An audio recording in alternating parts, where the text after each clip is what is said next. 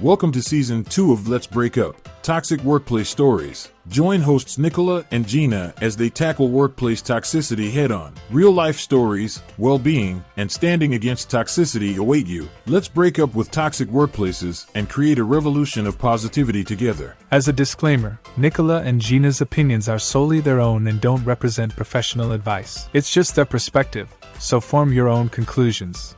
Heads up, this podcast may contain adult content and explicit language. So let's dive in and break up with toxic workplaces.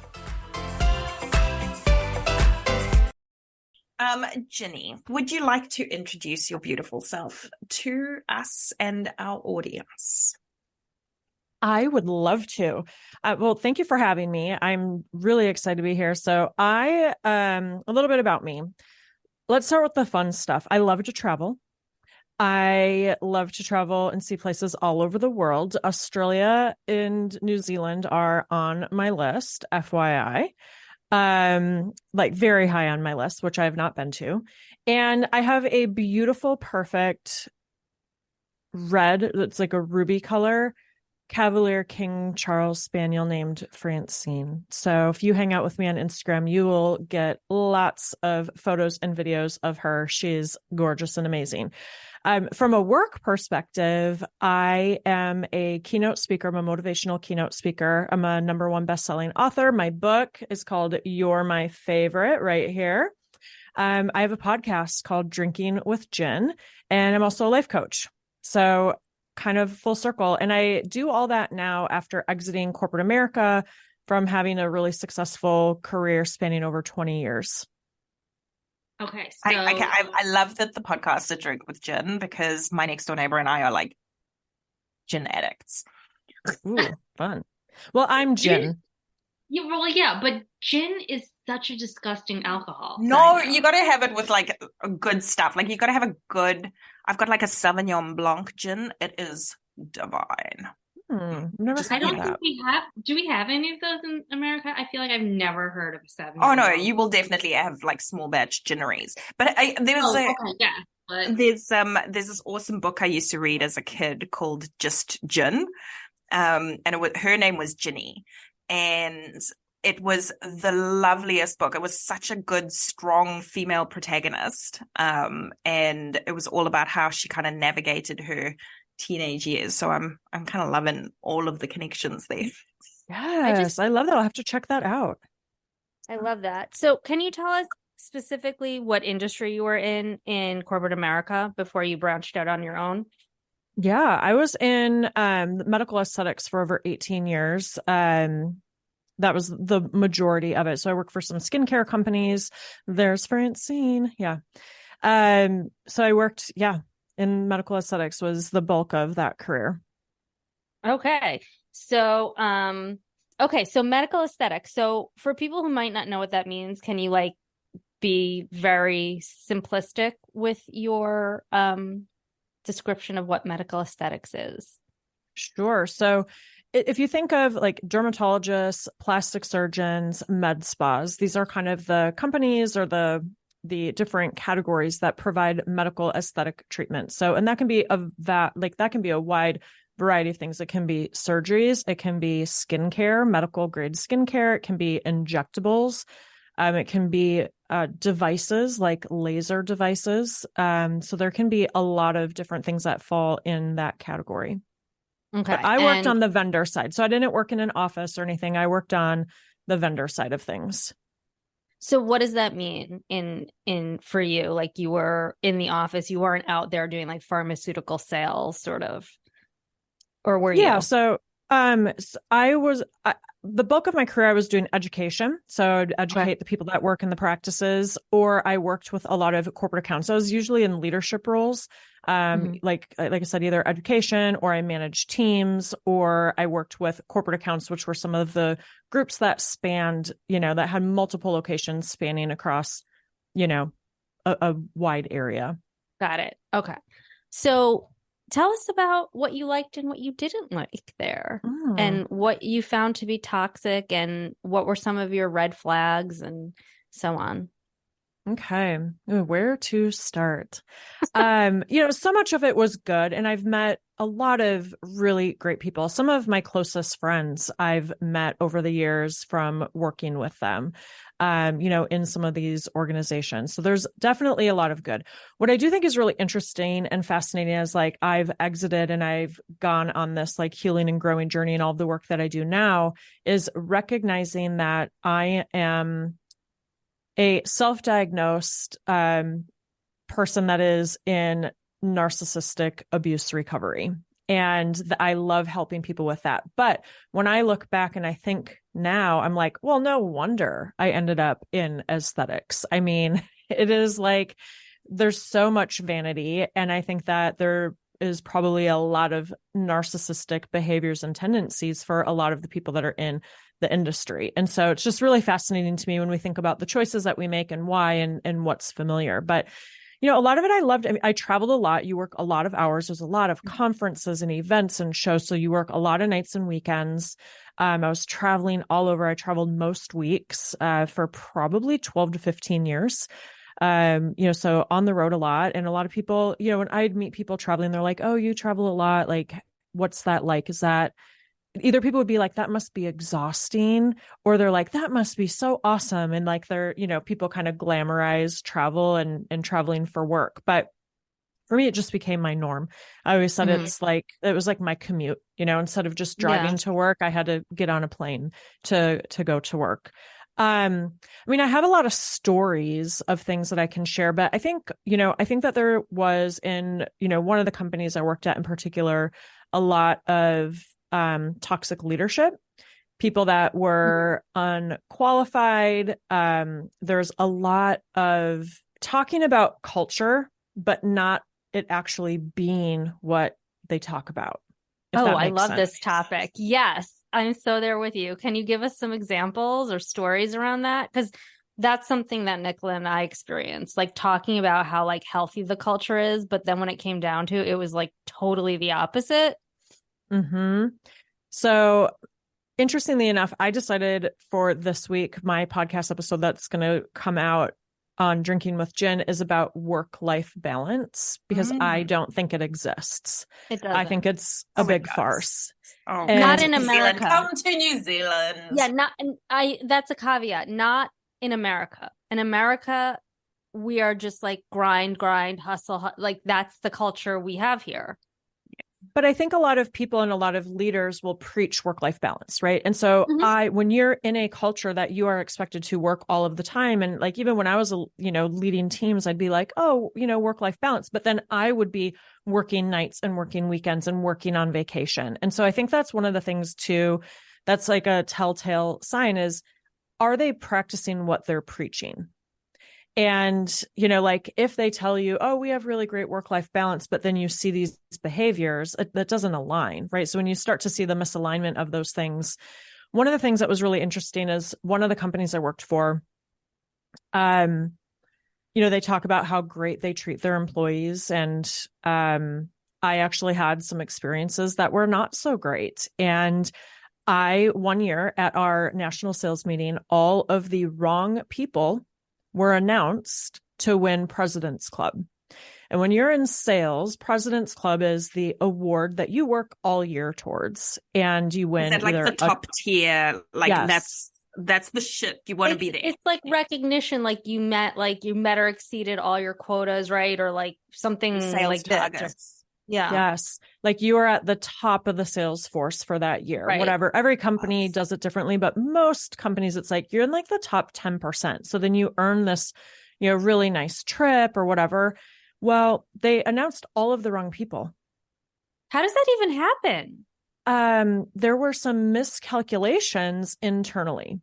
And so people started questioning it. They went back and they never apologized, or acknowledged it even publicly to the entire sales force. They just kind of behind the scenes maneuvered and straightened it out. Kind of straightened it out behind the scenes. And part of that was I got a call about 6 weeks later from my boss saying, hey, in the miscalculations of the award trips, we actually found out and figured out that we overpaid you last year. What? So, Oh my God, so by how you're much?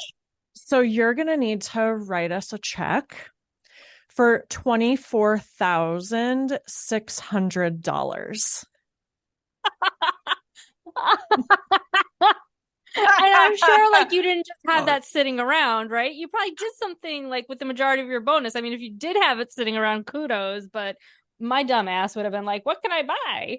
Damn, girl. But also they expected me to do that. And like, but that's Like what I right then received. and there? But then minus taxes, right? But then they wanted me to make them whole after I paid, Income crazy amount of tax on it. taxes on it. Yeah.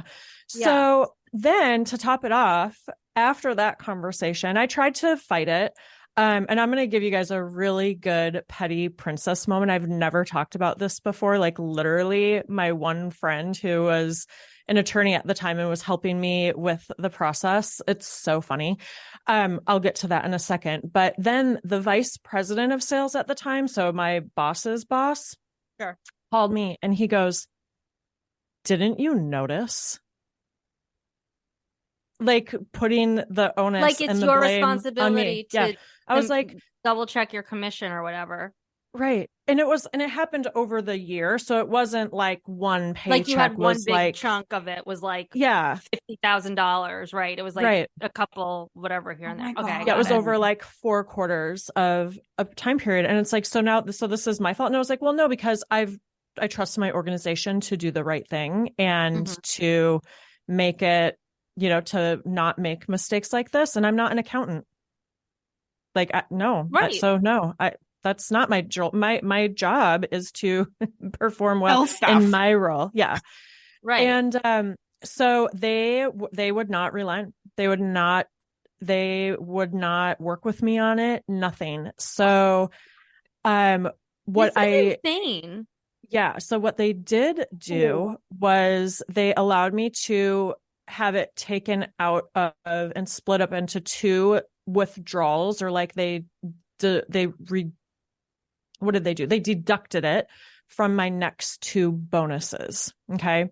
And so they're like, how would you like to have it split up? So I don't remember the exact number. I should have gone back and done this. Like, let me do this on my phone really quick, because what I did was I did the first payment was $13,825.80. And they asked me like 3 times, are you sure that's the amount? And the reason I did that is because if you look at the numbers on your phone, that spelled fuck you.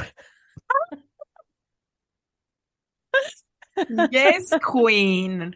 FUCKU. I love it. I mean, it was like just like the only way that I could find some humor and some laughter in a really crappy situation. But yeah, so okay, so hold on. So circling back, so you had to pay this money back. Yeah. And you got a lawyer though. Did you get any compensation was there any, like, from legal... this? Because this is ridiculous. No. So there was nothing legally you could have done to help yourself in this situation. No. Oh my God. It was written into they make you sign every quarter like the incentive compensation plan, and I had signed it, and it does say in there, if the company makes a mistake and overpays you, you have to pay it back. Oh my God, that is so gross. Apparently do you think they have a history of this? I don't know. That's what I started to wonder after that. Because I was like, why would you I wonder... put it in like your quarterly? Contracts. Yeah.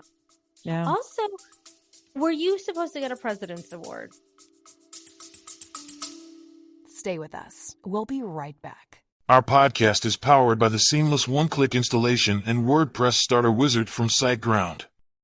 Choose from pro designs, add contact forms, online stores, portfolios, all automated, no tech stress. Say goodbye to mundane setups and hello to a stunning podcast platform. Join us on Let's Break Up Toxic Workplace Stories and let SiteGround handle the digital stage for you. Launch your podcast website effortlessly, because breaking up with toxicity starts here.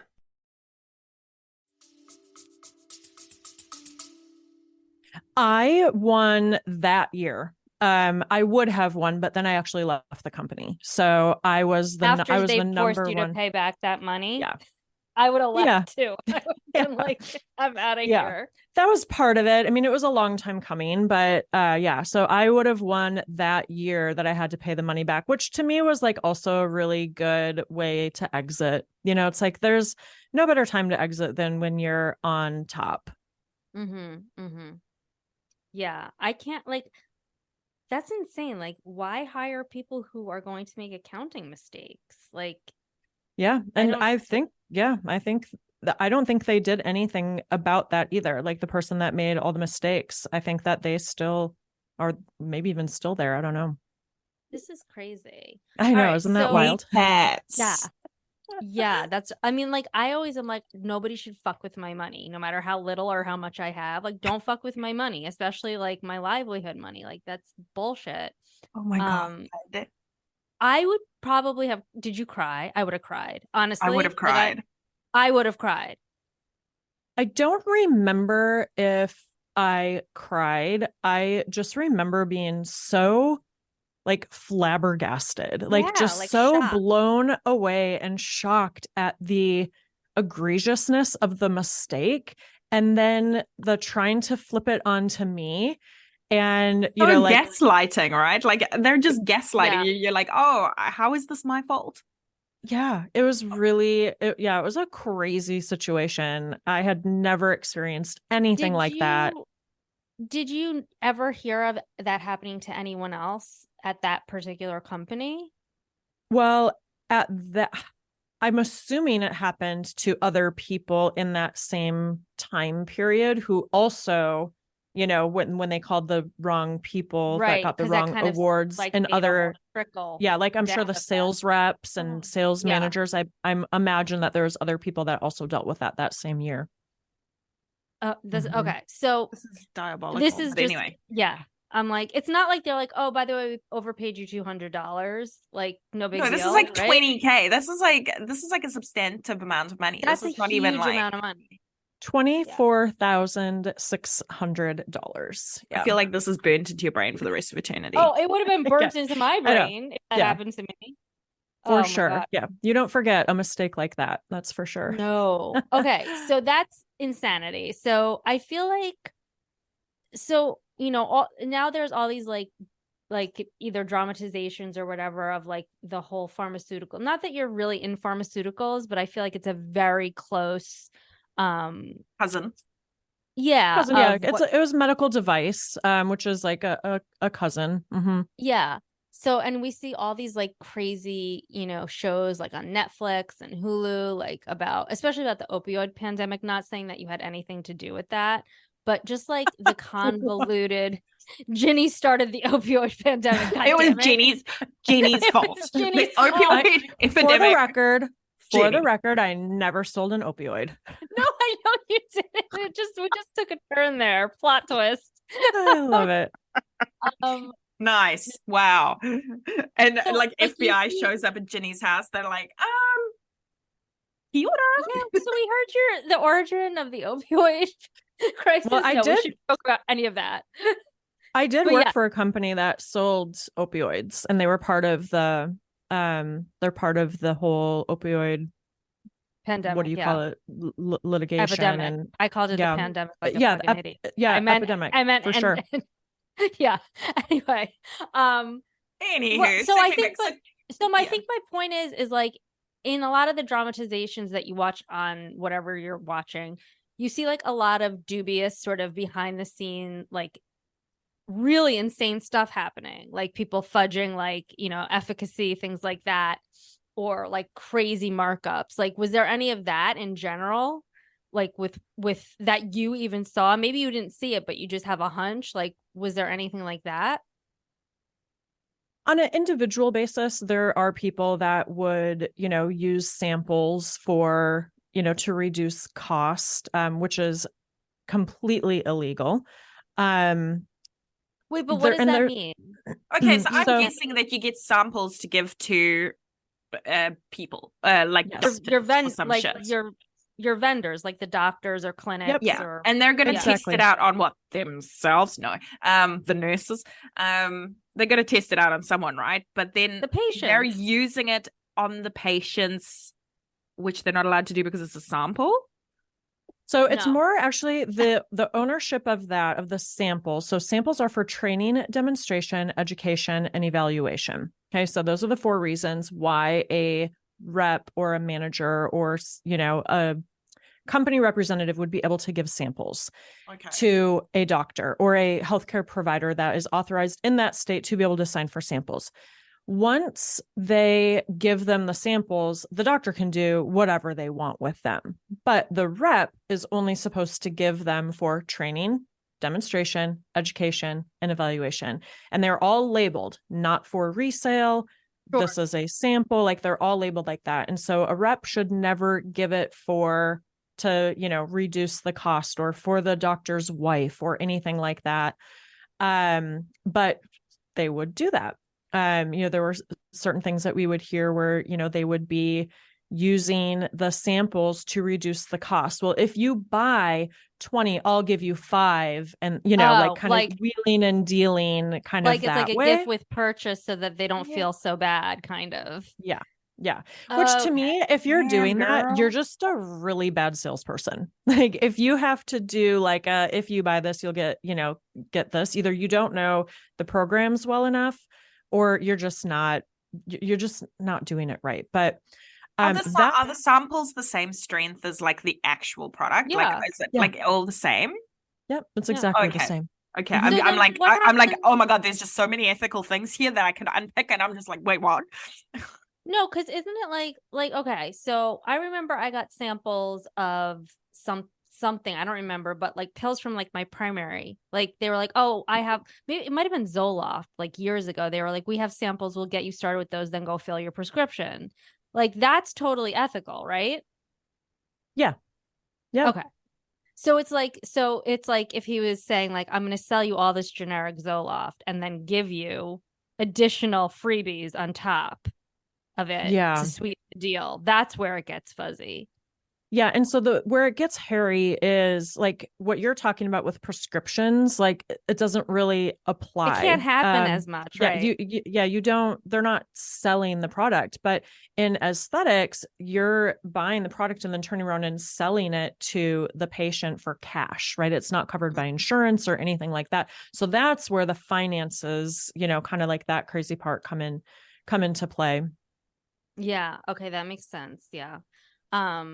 All right. So was that the most unethical thing that you saw in general? People doing that? Gosh, unethical. Just define unethical. So You I tell actually us had... what you think is unethical, and then we'll broaden our definition for you. I love it. So I had a coworker. We were all at a meeting in South Beach, Miami. Right by me. Yep. And we all went out, and everybody's been drinking and whatever. And this coworker who's married with a child goes to hand me his hotel room key and says, my room is room number blah blah blah, I'll be up in a few minutes. And I was like, no. Like, what are you talking about? And he was like, whoa, I must have, completely misread. And I was like, yeah, you did. I've never given any indication that I'm interested in you. You're married, you have a kid, you're my coworker. I'm leaving and going back to my hotel. And fast forward like 2 years later at another meeting in Fort Lauderdale, happened to also be in Florida. Same guy. Florida get all the weirdness? I don't know. Same guy. It just happened to be where the meetings were. Like, meetings happen a lot in like Florida, California. It's just kind of where they happen to be.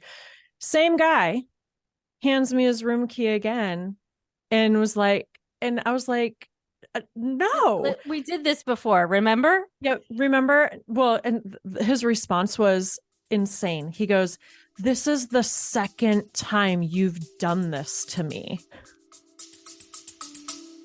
Stay with us. We'll be right back. Before we dive back into uncovering the complexities of toxic workplaces, we have an important request for you.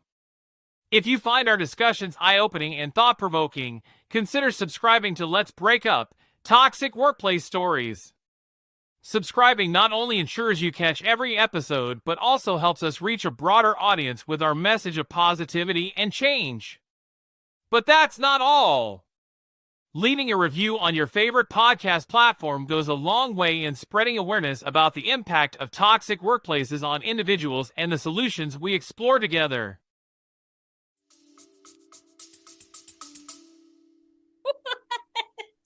Nicholas, she's like, I'm sorry, Yeah. what? Yeah. The second time you've done this to him. Yes. Yeah. Interesting. Yeah. Did you he ever? later? Yeah, go ahead. Oh, he later on became my boss. That was fun. no. Yeah. Yeah. And just like to tie in, oh my gosh, I have a lot of stories about him. I have two more stories about him if you want to hear, which are Let's hear it. fascinating. Nicholas, So Nicola's already exhausted. It's like Like, 5 a.m. there, and she's already horrifying. exhausted from hearing this story. But this is the kind of stuff like diabolical. that we dealt with, you know? Mhm. So fast forward then like another year, yeah, maybe only like one more year. No, tell me he does it a third time. He did not do it a third time, but I get a phone call from him, and I was always friendly with him still. I mean, I had to Did work you with ever him. did you ever talk about the elephant in the room where you like, hey, just want to clear the air? Or was it just like, No. don't ask, don't tell? Yeah, I think just because I'm like, I'm a professional, and like, why even acknowledge it? Like, why even acknowledge his bad behavior? I don't know. Like, I just Understand. felt like kind of take the high road type of thing. So fast forward to the end of the next year, and he calls me. It's the end of the year. It's like the end of the quarter. I'm like thriving in my role. Like my role at that point, I think I had been in it for a few years. It was just like, I could do it like the back of my hand. I mean, it was just like I was dialed in. I had it. Like, I had really good balance in life. And so he calls me. He's like, how you doing? How you liking your role? And I was like, dude, I'm bored. I'm just like on autopilot. This is great. Like, da da da da da. Like, I mean, it's totally fine. Like, I'm not challenged. I'll have to probably figure something else out at some point. But for right now, like, it's working for me. And at that time, I was with my ex, who was the catalyst of like writing my book and everything else. And the next day, it was announced that he was my boss.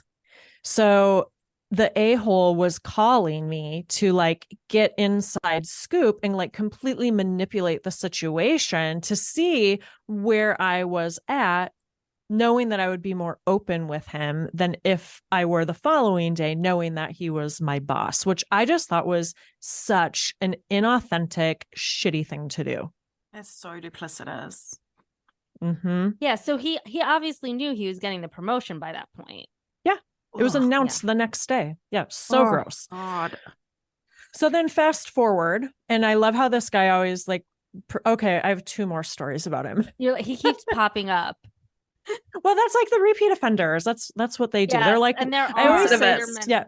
they're like whack-a-mole. They're like the game of whack-a-mole. They keep and you like hit and knock them down, and then they pop back up. So then, like fast forward into that year, and I asked, because I am always someone who like wants to be growing and be developed and know where my areas of opportunity are and like where I'm really strong so that I can balance, or if I have an area of opportunity, like lean on somebody else and pull from their strengths. Like I very much believe in that. So I asked to do a 360, which is a 360 review is where you get either like, if you're a leader, I didn't have any direct reports at this time in this role. So it was kind of just like a select group. And then they anonymously give you feedback. And I had done this a few times over the years. Like when I had a team, if you have a team, your team gives you feedback, your like your boss who you report directly to, and, whoever else is in the mix. So I do this review. I ask for this 360 review. We send it out, get all the feedback. He calls me and he's like, oh man, I just did you such a solid. Like, I just finished your 360 review. You're welcome. Well, what he didn't know was that your direct boss, their feedback is not anonymous. And while everyone else rated me 4s and 5s, he would rate me like a 1 or a 2. 1 or 2 is really bad. So how did he do you a solid? He was trying to take credit for gamify everyone else's reviews. But he didn't know that I could literally see every single one of his ratings. Every single thing he wrote was not anonymous. And I'll tell you one thing I've always stood against. So sorry. This is so funny because the fact that he called me out of his way to be like, I really I did you a solid. Yeah. Like, I really helped you out here, man. And then it was did you please, I hope you called him out on it. Okay, no, I did cry after that. I could not believe that somebody would blindside me, bold-faced lie to me like that so badly. You know, someone who you should be able to trust, right? Like, you should be able to trust what someone says to you, especially your boss. And sure. I was horrified by it. The other thing that he wrote in there was, you need to gossip less. And here's the thing, this is what I was about to start to say is I am not about gossip. In fact, I would say I am probably one of the people, I think it's why my coaching works so well. And my friends and strangers come and open up to me and share their stories. This happens all of the time. People are like, you're the only person that I've talked to about this, because I always have this saying of it's not my story to tell. If people ask me about someone and what they're going through, I'm like, it's not my story to tell. And I really feel that way because people were gossiping about my story when I was going through my stuff. And I think that really made me solidify that kind of mentality so much more, because it wasn't anybody's business to be talking about. Sure. Until I made it everybody's business to be talking about and wrote a book about it. But right. But that's different. That's on your own that's timeline. Different. Yeah. Yeah. So that's on your timeline with your narrative. So yes. So did you say anything to him? How did you handle that? Did you go to HR or what happened? I didn't go to HR. I'm pretty sure I did talk to him about it, or maybe I didn't. I don't even remember. Honestly, I think I blocked it out, but I remember I did. I cried. My partner at the time, I really I cried to him. I was really upset about it. I just was so blown away that somebody would deceive you so badly like that, literally call you, tell you how they helped you out, did you a favor, did you a solid, and then did the exact opposite, especially when I was doing it voluntarily for my own development to really continue to try to grow. But him saying gossip less, I'm not a gossiper. But what I think would make him mad, because he is the biggest gossip around town, literally I call those things like a tell, where is this coming from? And it was probably his own insecurities. And he's like, I'm going to blame it on her. Well, what I think it was is if he would come to me and give me information or news or whatever, oftentimes I would already know. And I think that pissed him off. So I think it made him mad that I already knew the information before him. So let's punish you in your 360 review. Yeah. Yeah. And I didn't tell him. Because I didn't engage in gossip, but people feel comfortable telling me things. But yeah. So those were kind of interesting. What happened to him? Is do we know where he landed? Did karma get him? No, he can. Gosh, I don't know. But here's what I can tell you. This was my best way. Here's another petty princess moment. This was the way that it's not getting back by any means. So I actually saw him recently at a celebration of life. And I was kind of put in a position to end up having to hang out with him in a group and whatever. And it was fine. It was fine. I knew I wasn't going to see him again or really talk to him again. But for the sake of the group, I entertained, and it was fine. It was I'm fun. Okay. So we're all having a good time. And at the end of the night, he always called me GP. Hey, GP, man, Ooh, those are This my was initials so, too. oh, two GPs. So he's like, man, I had such a great time with you today. Like this was so awesome. Man, I've really missed you. I was like, huh. Well, that's interesting considering I haven't heard from you one time in the last 3.5 years. Right. And what did he say? He goes, well, I haven't heard from you either. You're like, And I Dick, go, you lied to my face. Okay, go all ahead. I said was, yeah. And Oh that was my it. God, this is amazing. That was like the mic drop. Yeah. That was the Wait, mic drop hold on. moment.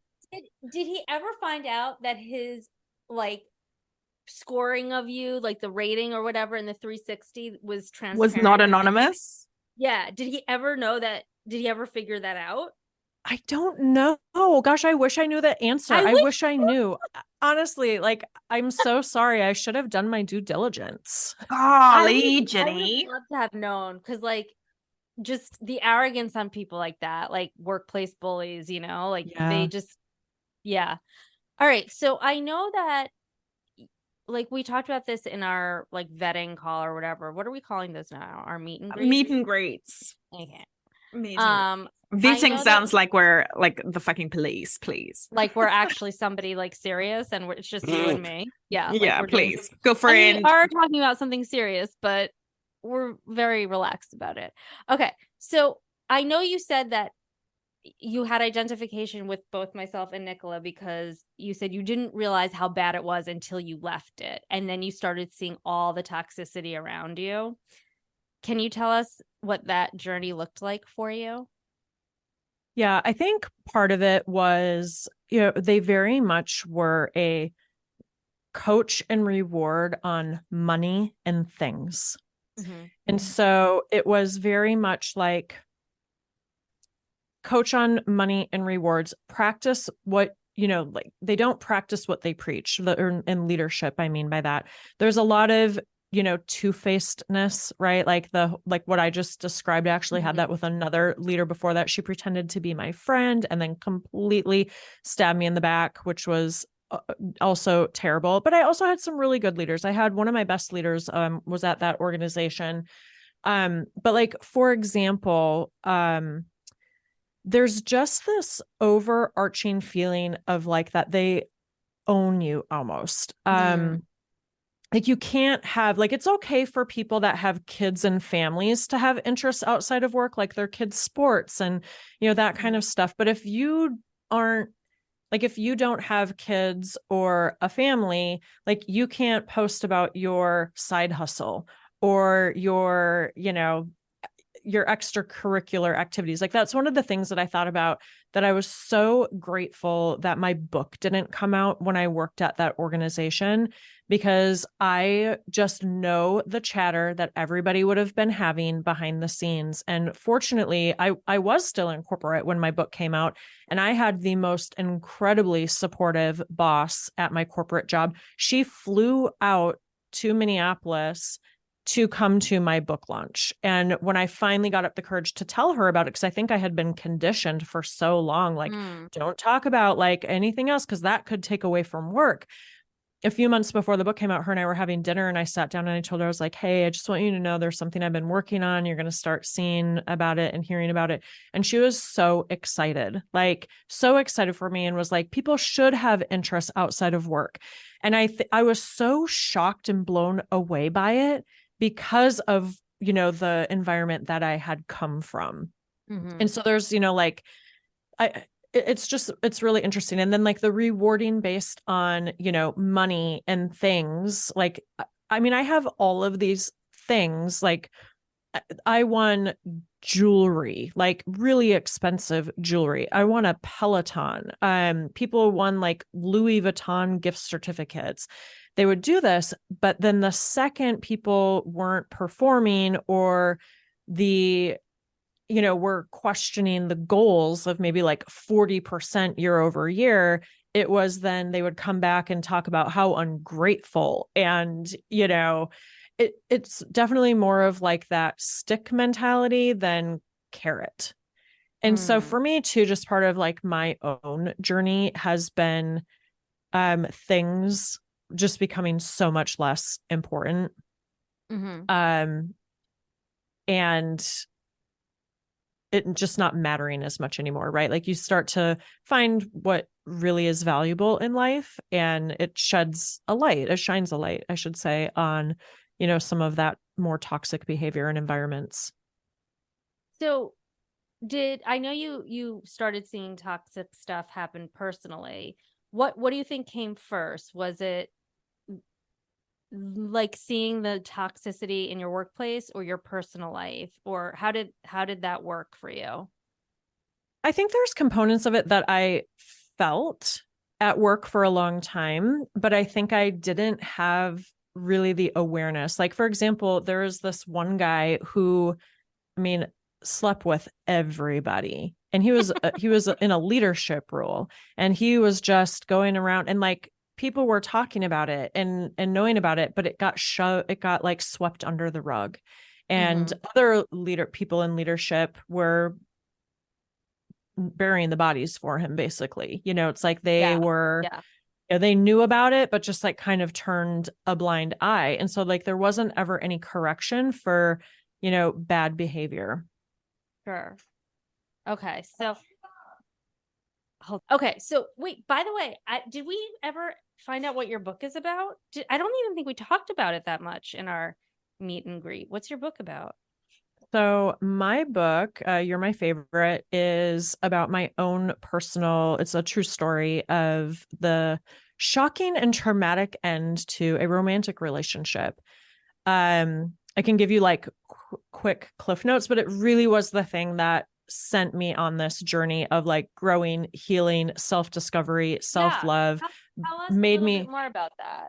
So much more aware of everything going on in my life, the community, the people, all of it. So basically what happened, I was traveling. Like, if you think about my life, like I was the quintessential single girl. Like I was traveling for work all the time, really career focused. Like I know you brought up Netflix earlier, kind of like main character energy. I was traveling all over the world with my friends and my free time, you know, spending time with my friends or mostly my dogs and living the life. So I get introduced to this guy, Chad, I call him. Of course it's such a Chad. Wait. Well, that's not his real name. No, that's not his real name. But he hates that name, so that's why I used it.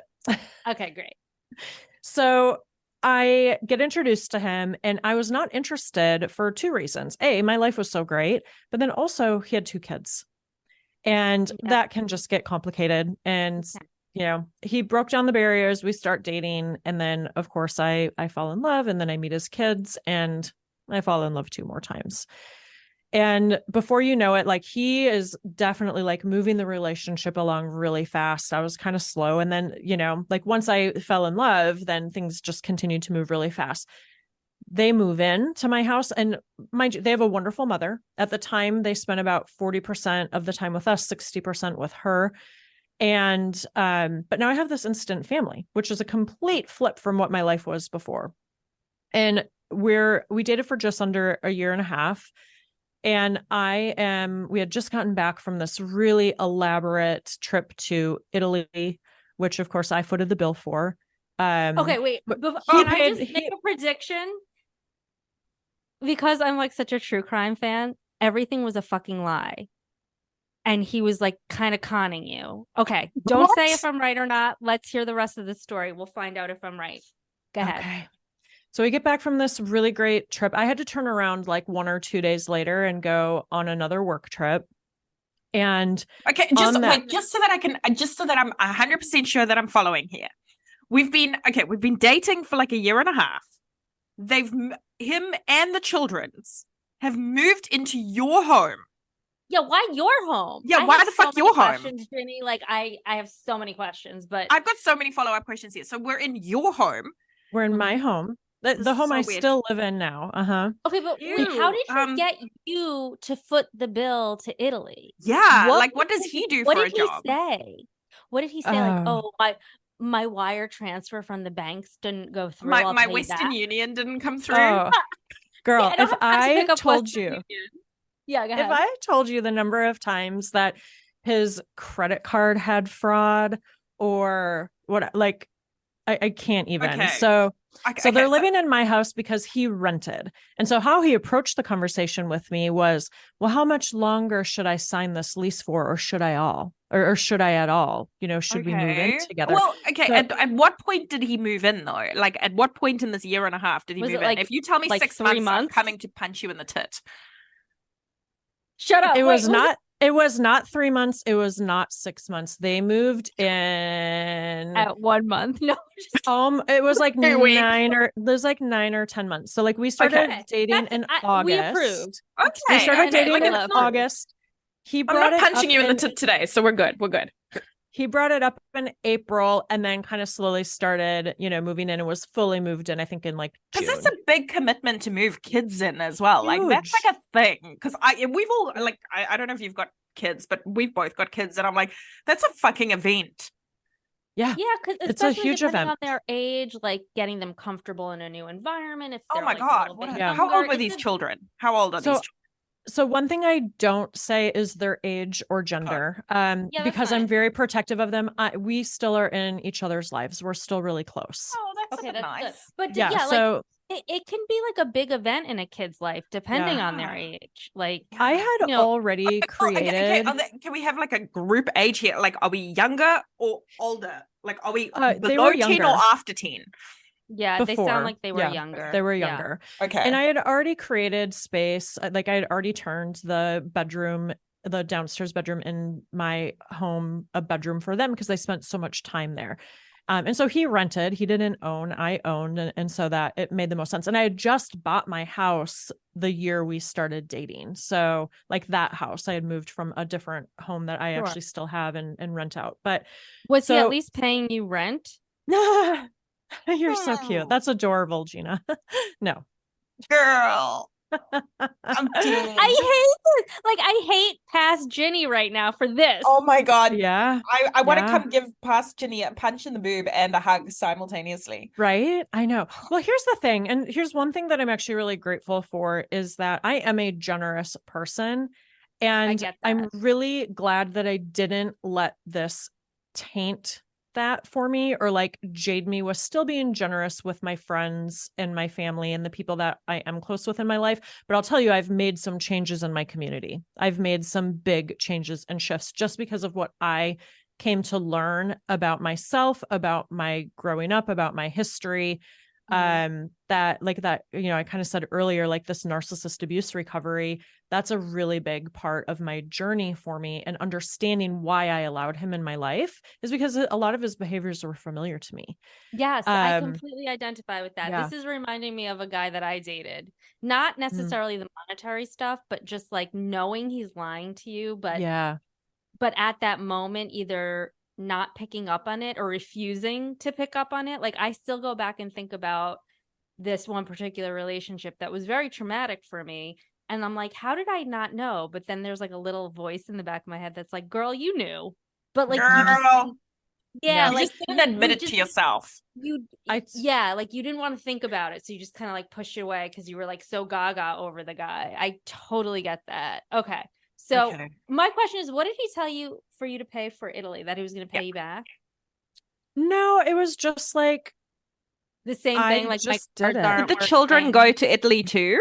no, they didn't thank go. That Jesus. was just an adult trip. But I did take them. I took them on their first time to see the ocean. I still take them on vacations, them and their mom. The four of us that's go awesome. on spring break. So I love this. Okay, so yeah, you come that back. part's fun. So I come back. I got shingles on my face. Oh I my actually God, just took a babe, picture how of them in a stressed post. were you that you got Yeah, shingles? exactly. On my face in my 30s. Like that is not normal. Like unless you are under And it swells so bad. Girl. It was so bad. I have a pretty bad scar. You can't see it here. I actually was just before I came here, I was about to like post some stories on social media because I was like, well, I have my makeup on, so I might as well get on camera.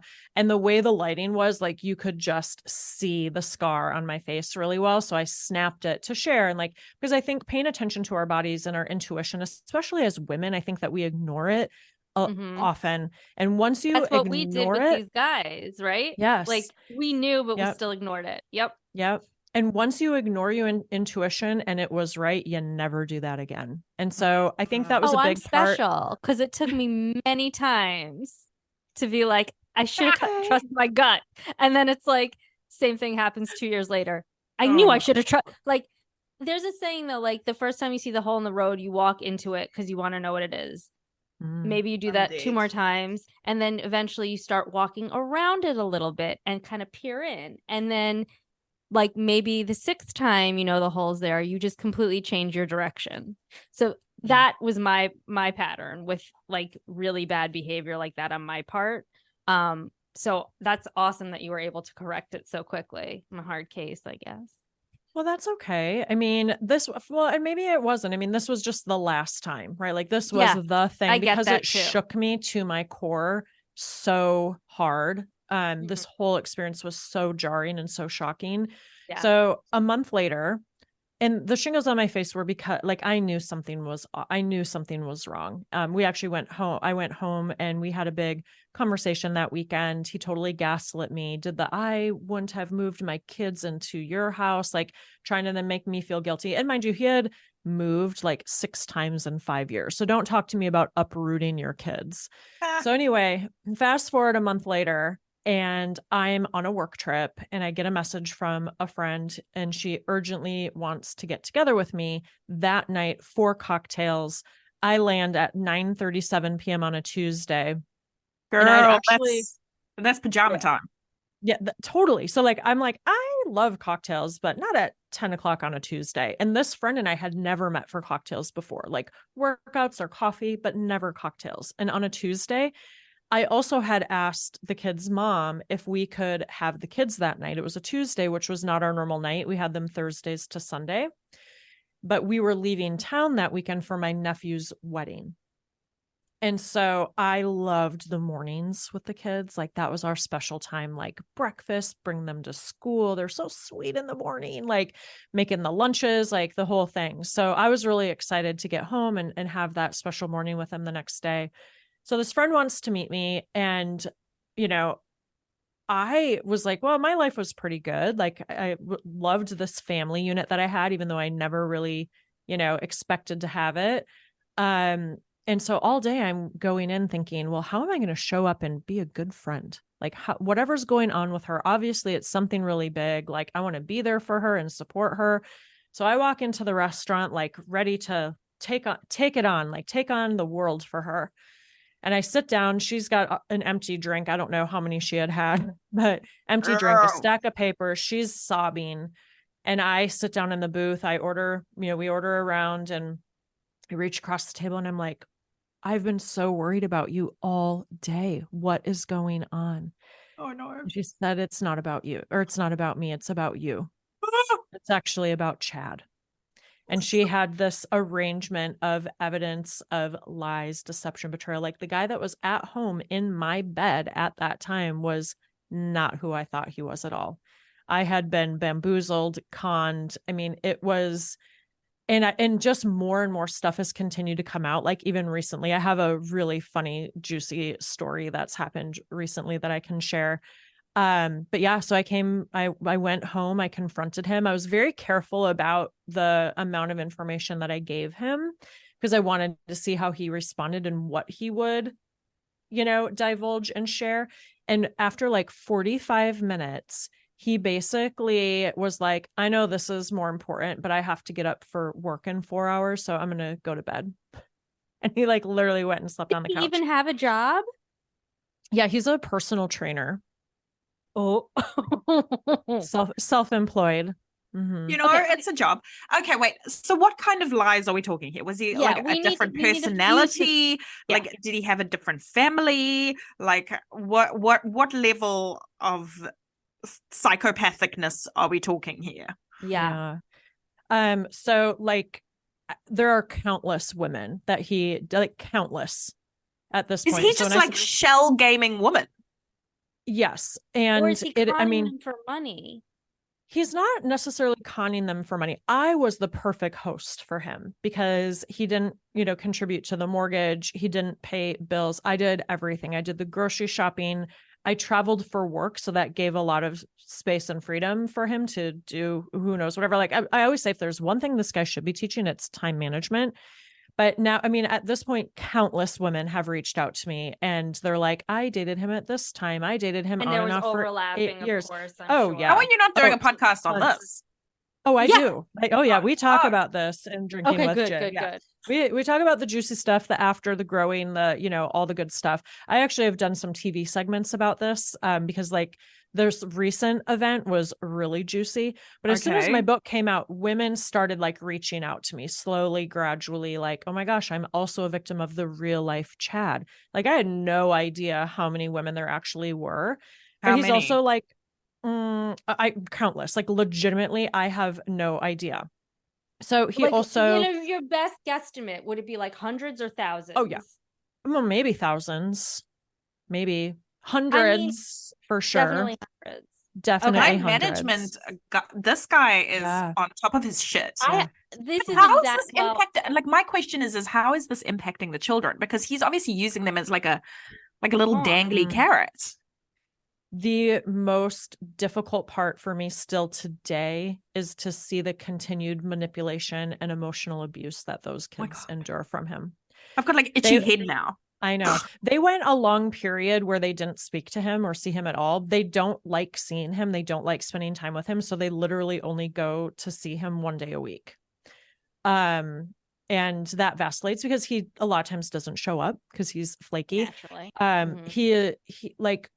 We don't think he does taxes. So I think he's a huge financial fraud. He makes it seem like he does really well and, you know, like has all this money. He doesn't have a dime in the bank. He has no savings for his future, like nothing. He was charging clients credit cards for services not rendered. Like multiple of his former clients canceled their credit cards to get new ones because they didn't trust that, you know, what else would he do with it? I think one of the most nobody like actually went to like the police about him doing No. like that's like illegal what he's doing. It's like credit card, like it's fraud. Yeah.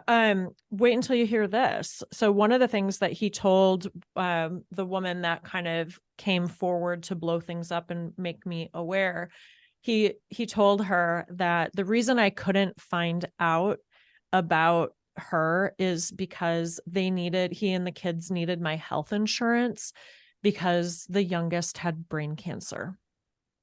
Why do all these scamming motherfuckers always make up somebody with cancer?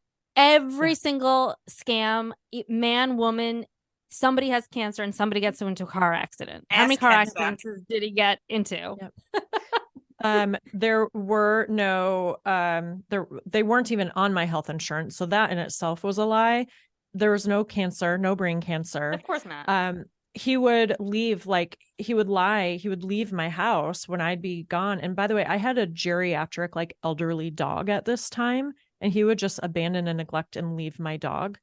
I hate everyone. I hate people. And then one of I think the most grandiose things that he does. So he used to work for this nutrition company and he would go talk at this chiropractic school.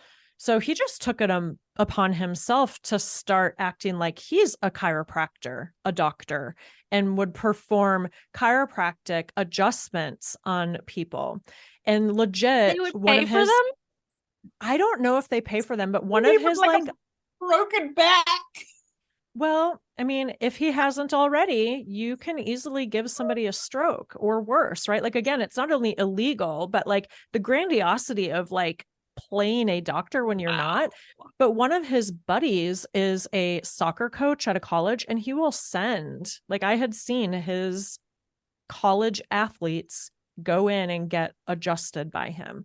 From and Chad. It's like, yeah, from Chad. From and it's Dr. like Chad. From Dr. Chad. So it's like, if you knew that your college kid was being sent to this faux chiro, I can't. Horrifying. I can't, right? Did the friend know he was a fake chiropractor? Or maybe the friend was also bamboozled. Like, we don't know. We don't know. Well, that friend reached out to me goes so deep about the book and was like, yeah, I mean, it's wild. Like the story is juicy. Okay. So let me tell you this one more juicy part, because So there's this secret Facebook group that is basically to like women will post photos of a guy and be like, hey, does anybody have any tea or are there any red flags?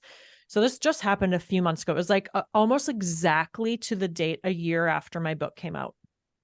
And a photo of him was posted. Literally, like almost instantly, like over 100 women commented.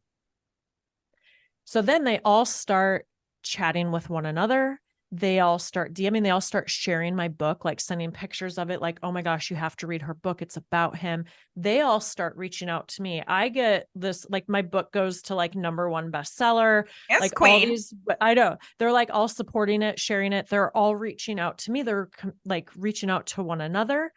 And then another photo was posted of him. And so this is why I say countless, because like I legitimately can't even keep track of all of these and like women. who knows how far the reach went. If it was just women, maybe men. I feel like men would be less likely to report on something like that. Like if their dude friend conned them, they'd probably be so embarrassed. Yeah. Okay, so they're all sharing. Your book goes Mhm. to bestseller. This is so cool. Okay, go ahead. Yeah. And so they've all been like creating community and connection. And what the silver lining of it all is, I had no idea when I shared my story. It's very personal to me. It was really traumatic what I went through, and luckily it did send me on a journey of like post-traumatic growth. And now I use that to help other people, right? Like share their stories, give validation, coach them through transition, transformation, all of that. But these women have been, they've reached out. Like I had no idea how many, like, obviously I knew I hoped that I would raise awareness of the Chads of the world out there, but I had no idea how many actual people have been impacted by the Chad. This particular one. Yeah. This one guy. And the amount of people that have reached out and said, you sharing your story has provided me validation, or it's given me closure and clarity on a situation that was really confusing for me. It was really difficult. It was really painful. The number of women that said it completely destroyed them. Like he completely destroyed them. It destroys their confidence. It makes them like confused. And so to be able to provide that for people and create connection and community with one another. On Saturday, I happened to be at a football game, and another one of the women that had reached out to me happened to be there too. So we met up and got to meet each other in person. He actually had called her to try to, because so I was on TV about this. I was on a nationally syndicated talk show about this whole Facebook story and, everything. Cause it's juicy, it's kind of crazy. So cool how it happened. Yeah. Yeah. Definitely. And he heard about it, or, he heard about that I was on TV and found out about this private Facebook group, and someone gave him access to the comments. I hate everyone. So, yeah, I hate these people. He called one of the women and was like, I can't believe you didn't defend me and say what a good guy I am. Babe. When like 1,039 other women are like, even if like, let's say she even did that, like when all the proof is there. So wait, this leads me to a question. How did your friend know? Yeah. Before you knew? So I was told, I don't believe that. I don't know that I necessarily believe what I was told, but what I was told is that she was showing pictures at a mom's group on her Instagram, from my Instagram, of our trip to Italy, saying, oh, my friend just got back. Look what a great trip it was. And one of the women recognized Chad in my photos. I was like, that's my boyfriend. I think her friend. She banged him at some point. Yeah. I'm not sure. We're not friends anymore either. I had to actually eliminate her from my life. That was one of the things I really discovered, was the close proximity of like the few people that were really close to my life were very toxic. I think the reason why she told me is because she wanted me to be indebted to her, and she wanted to have the control in my life and like be my hero, be the hero that like a savior of your life. Yeah. So I've gone on to be my own damn savior. Yeah, good. I mean, like that's what happens. My story is not the same, but it was a serial like womanizer in a certain like friend group, and like when it all spilled out and he got like a few of us pregnant at the same time, and like it kind of just all exploded, and it was so devastating.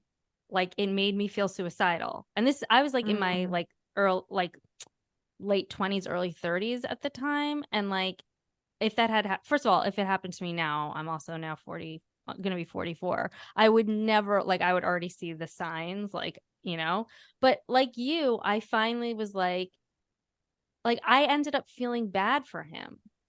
Like I was like, he is just a sick human being, like someone who can have multiple sex partners every day. Like that's a sickness. Like that is not any reflection of me. I happened to just be in his crosshairs because he liked the way I looked, you know?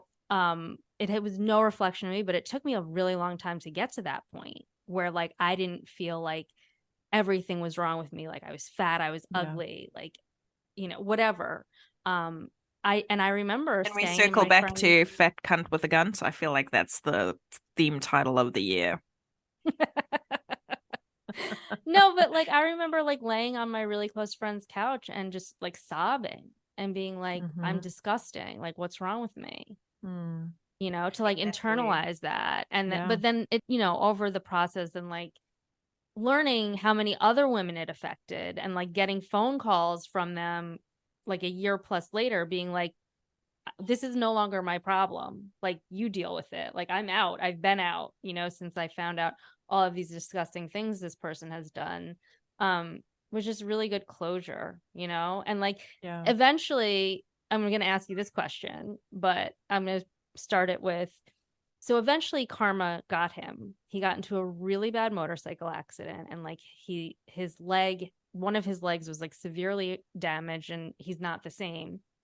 And I remember a friend of mine heard about it and asked me, like, was I okay? And I'm like, well, what do you mean, am I okay? Like, this was years after all of that, the nastiness happened.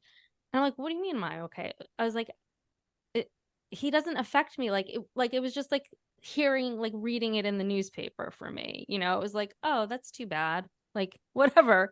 And that was really like my moment. And I was like, I have no feeling about this person anymore. And like, that's the power, you know? Yeah.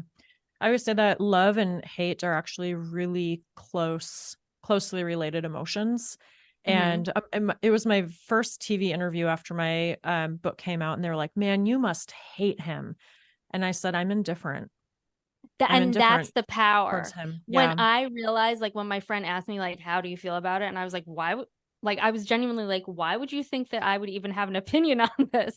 That's when I was like, I know I'm over this. Like, I have nothing, like, that's too bad it happened, but you live your life like that, you know, So you're lucky that this is the only thing that happened. So how do you feel like this has impacted you, like, you know, circling all the way back to toxic workplaces?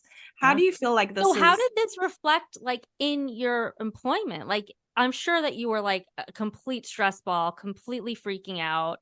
Like, what happened with work? Like, were you still showing up? Did people question what was going on with you? Like, what was that looking like? Well, I was supposed to be going to my nephew's wedding that weekend. I had to cancel. I missed my nephew's wedding, which was devastating. But I had that wonderful boss that we talked about at the beginning. He was my boss at the time that this happened. And I basically just called and said, I need the rest of the week off. I have some, you know, personal stuff going on. And I just kind of left it at that. I just kind of kept a low profile. I think I had to travel for work the following week. And my colleague that I was going to do like a dinner, like a business dinner with, he asked me a question. I just said, look, this is what's going on. I'm not ready to talk about it. And he really respected it. And I'm still like, we're still friendly to this date. He's a great guy. But I think for a while, I just was going through the motions. Like I was really lost. I was a mess. I didn't sleep. I didn't eat. I lost dropped 2 sizes. My body was just so stressed, like in constant fight or flight. I questioned everything in life. But I was still showing up to work. And I think I probably kind of put myself into work, threw myself into work a little bit. And that's why I, won the award the next year. After that was then the last year, that was the year I exited that company. So yeah, it was hard to show up, but I think sometimes when you're in that state of grief, all you can do is just do the next thing. Right. So I was really reliant on my schedule and just like knowing that I had to do the next thing. And it was about 5 or 6 months after the split where I started writing the book. And so I would then just like spend my flights writing. I was just like furiously writing and, thinking about how I was going to put this story out into the world. And then I shelved it for about a year and a half, came back to it and, brought it out into the world. But, to answer your question about like, how did this change me in terms of like my work environment and, recognizing toxic work environments. I think one of the things for me that was a really big learning lesson was that, because sometimes people think about narcissists, and I think it's a really flippantly thrown around word now, but that's why I bring like experts. I refer to, medically reviewed journals on my podcast when we talk about things like that, like gaslighting and the gray rock method and narcissists. People often think of it just in romantic relationships. And part of what I like to talk about is that they can be anywhere. They might be your family member. They might be your coworker. And so one of the things that really changed for me, Gina, kind of like what you were saying is like, now you can recognize it. Like I can spot it a mile away. Like you are not getting anywhere near. It's like I have it's like it put a magnifying glass on it for me. And at my last company, I had a very toxic coworker. And I had to start like implementing some of the tactics and things that I had learned on my, journey of gathering information and coming to understand it. And the second I didn't have to work with her anymore, I like completely removed her from my life. So and what it were was some of the things that you used to kind of deal with her? Like, was it like very forceful boundary setting, or like what were the tools that you ended up learning that were good for both personal and professional? Boundaries. She didn't respect boundaries. No, well, they usually don't. Toxic people usually don't, but yeah. So I started reducing my interactions and contact with her. I wouldn't answer her phone calls because she would call me a lot of times like outside of work hours. I would try to keep all communication on email so that it was documented. And then I started actually tracking things. It was the first time in my entire career I did go to HR. They didn't do anything about it. But I had like clear documentation. She actually had called me. She had the audacity to call me on New Year's Eve at like after 5:30 p.m. to tell me that she had a problem with my social media. And I was like, cool, unfollow me. And then and that was my reaction. I was like, okay, well then unfollow me. We are colleagues. A lot of it is how you react to the situation, because you can't control anyone. And I had to learn this the hard way because my business partner and we don't really get along. And I had to realize like, if I react a certain way, he will react a different way. So once I changed myself, things kind of got better. Yep. Yeah. Yep. So yeah, exactly. Like, oh, sorry to hear that. Maybe don't follow me. Yeah. But then she wanted to go down this, well, other people from work follow you. And I was like, okay. And then she said, well, everyone else is just out there working so hard. I said, oh, well, now you're questioning my work ethic. And we were equals. We were both directors and then senior directors. So we were equals. Like, it wasn't like I worked for her. And then I did tell her, I said, well, actually our boss is aware of some of the extracurricular things that I do outside of work, and she's supportive. So basically go F yourself, lady. Yeah. So it was just like you said, you can't control other people's reactions and the way they behave, but you can control how you respond. And that's, at the end of the day, all you can do. So I tried to limit my interactions with her. There's this really passive aggressive thing that she did. We had this leadership meeting, and at the end of it, it was very risky. I wasn't sure how I felt about it to begin with, but they had everybody write a piece of anonymous feedback, and then it went into an envelope. And then you took all of that anonymous feedback and went back to your room and read it. And hers was extremely passive aggressive, and I think when you get to the point when you understand people's behaviors and intentions behind that, it doesn't affect you anymore. You're like, this isn't about me. This is about them, Right. Like there's something going on with them. Yeah. Yeah. And I think one of the biggest lessons that I've learned is once you start to remove the toxic behaviors from your life, like I removed the toxic romantic relationship. I removed some toxic family members, a toxic friend, and toxic work environments. And what that does is it opens up and allows so much space for all of the good. There's a study that scientists did in Kenya where they observed a troop of baboons. And in that troop of baboons, there's like three groups. There's a group of aggressive, abusive, domineering males. There's a group of more kind, amiable, friendly males. And then there was a group of women, and the female baboons were nurturing and warm and loving and caring. And the abusive, domineering males went out to scavenge for food, and they came across a garbage bin full of meat. They devoured it. Well, that meat was tainted, and unfortunately they all died. And so you think about what happens in a community after you remove those toxic behaviors. Do the other males that were more amiable and kind take over those domineering, abusive, aggressive behaviors? Or does a more harmonious, empathetic, nurturing culture evolve? And it was the latter. And, so I love to use that as an example because I think that's just in nature generally. And I can tell you the same thing happened for me. Once I stepped out of toxic work environments, removed the toxic, coworkers from my life and people from my life, like now it's just all authentic, genuine, warm, kind, caring people. And your relationships flourish so much more because that's what you're focused on. Yeah. And you feel safer, which is something like Nicola loves, the whole psychological safety aspect of, being everything really, like personal and work, but then you can feel safe to be vulnerable, and that's where all the growth happens, right? Or you can ask the question that maybe previously you thought someone would make fun of you for being such a stupid question to ask, whatever. Yeah, absolutely. I talk about it in my podcast. I just recently started opening up about it. I have a narcissistic mother. Ditto. And brother. Aren't they a fun time?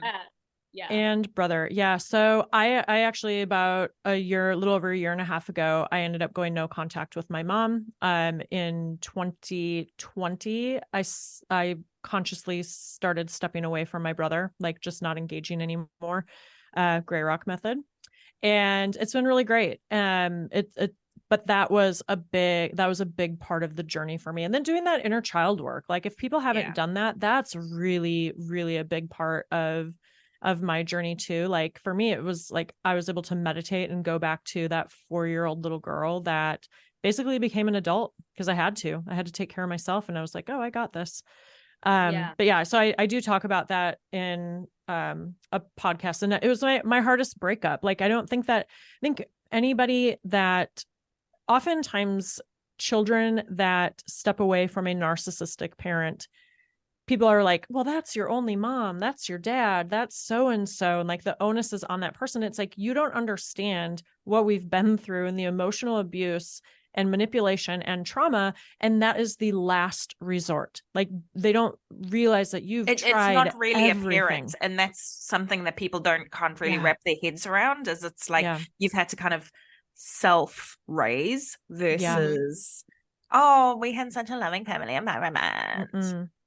And I think that's a big part of the reason why I was brought into these children's lives, is to help break that cycle for them and their family, because every kid deserves unconditional love from two parents. Absolutely. And I only had unconditional love from one parent, and they only had unconditional love from one parent. And so I'm happy that I still get to be in their lives to be able to, hopefully for them to, receive that. Yeah. So were you just this is just because I got mad at some of the women in my life at that time who knew what was going on, but just chose not to tell me. Yeah. And when confronted, they were like, well, we thought you knew. And it's like, you don't know what you don't know. Like, it was just like mind boggling to me that, like, did his ex, who now seems like you're close to, did she know this was going on, and did she warn you, or like how close were you? It sounds like you did communicate with her, on your own aside from him, because you mentioned that you had asked her if you could switch the kids' days or whatever. So we didn't communicate a lot. He did a really good job of keeping us apart. So when we first started dating, it was like in the first month, he was like, oh, I can't wait for you to meet my kids. And I was like, what? Like, well, what does their mom say about this? Because for me, I immediately went into like, I'm not a mother. I don't have biological children of my own, but I would want to know who my kids are around. Yeah, right. Course. So like instantly I put myself in her shoes because I am an empath also. So it's like you want to. That's the worst for narcissists. Oh, that's probably why though, like you're preyed on, right? Because they see that. Yeah. Yeah. They just love that juicy little snack bit. Yeah. So it was the first time that her children had consistency. It was the first time since they had split up that she felt that her children were safe, that they were loved, and that they were cared for. And like this is the good stuff, but also the hard stuff, right? Like I didn't know any of that then. And she, and she gave me full range. She was the only person that got to read the book before it came out, because I wanted to make sure I was so respectful of her and the kids that I wanted to make sure that she was comfortable with everything that was in it. But there's one moment where we had been dating for a few months and she confronted him and said, I like Ginny. I like her for our children. And he was like, oh no, like I've totally changed. And, Oh yes. Oh, they always totally change within like a minute. Yeah. They've always totally changed. And so, but when I asked about meeting her, I was like, how do you want, I'd really like to meet her just so she knows, like, and is comfortable with who's around her kids. And I was like, we could meet for coffee or a glass of wine, or just like when I'm doing school pickup or whatever, because she's a teacher. She taught at one of the kids' schools. So, and he came back and he was like, yeah, she just wants to meet at school pickup. I was like, okay, that's fine. Well, fast forward to after we split up and her and I start comparing notes. She was like, he never asked me. He would have never let us be in the same room together. But in hindsight, if her and I would have sat down and we were just a few months into dating, and if she started to tell me about her experience that she had with him, would have I just thought, oh, she's just the crazy, jealous ex? And he would have spun it that way, right? Like we're all crazy. He's telling people that I'm my book and I'm ruining his life because it's all lies. Well, if it's all lies and you're such a wonderful, upstanding citizen and, general good guy, just keep going and doing the good in the world. But yeah. Is that what Chad used to say to you? You're my favorite. So I coined that because saying I love you is very difficult for me. So I coined you're my favorite as our I love you. Yes. Yeah, it's a thing, right? Because when you've got narcissistic parents, you don't have the option of saying that. Yeah. You don't know, like it's such a learning journey. So that's where in the name of the book, I changed it last minute. It had a completely different working name for 3 years. And then I changed it last minute and it just really fit. But the girl, I call her the toddler, that he dated for a while, cause she was like 25 and he was 45. I know I'm the worst sometimes. I love it. So the girl that was living with him at the time when my book came out, she had reached out to me and she was like, that's what he says to me. Like he literally all of this, like he pulls and he just uses and recycles the same tactics over and over. Yeah. So gross. Yeah. Refer them to the secret Facebook page. Yes. There you go. Oh my God. Well, this has literally been such a journey, right? It has. It has. It's been a journey. There's been plot twists rather, and different, like we veered off, but I really enjoyed it. Nicola, do you have any questions or anything you want to say? I'd say tell us where our listeners can find you. Give us all the deets as to where they can hunt you down. Sure. All of my stuff is just my name, Ginny Preem. So I hang out on social media the most on Instagram. That's Ginny Preem. My website is Ginny Preem. So if you are looking to book me for motivational speaking engagement, my website is the best place to do that. My book you can buy on Amazon. It's called You're My Favorite. My podcast is Drinking with Gin, which can be listened to on any of the major platforms. So whatever you're listening to this on, you should be able to find Drinking with Gin. And then I just launched my newsletter, so you can sign up for that as well through any of my links. Yeah, fair enough. This one hit close to home for me, so it was so nice. Like I could talk about it so calmly because like it truly does not make a difference to me anymore. Yeah. All right. It's been awesome having you on. So thank you. Yeah. Jen. We really appreciate it. Thank you for having me. Thank you so much for having me. I'm actually looking up your podcast right now and I'm going to subscribe. Subscribe and follow. I just, for anyone that's listening, subscribe and follow all of our podcasts. Ours, Ginny's, everybody's. Just do that. And leave a review. Leaving a review is so nice. Leave a 5-star review for please. This podcast today. Thank you, Ginny. Yes. And when you listen to Ginny's podcast, do the same thing. Yes, unequivocally. If your podcast is even like as fun as this was, I'm sure it's more fun. It should get 5-star review all the time. Absolutely. Okay. All right. Well, it has been awesome, and we really appreciate your time and the fact that you've taken our time today to talk to us not only about like the salacious drama behind your book, but also your experience in toxic workplaces. Thank you so much for joining us on this episode of Let's Break Up, Toxic Workplace Stories. If you enjoyed our candid conversations and insights, don't forget to hit that like button, follow us on social media, and subscribe to our podcast on your favorite platform.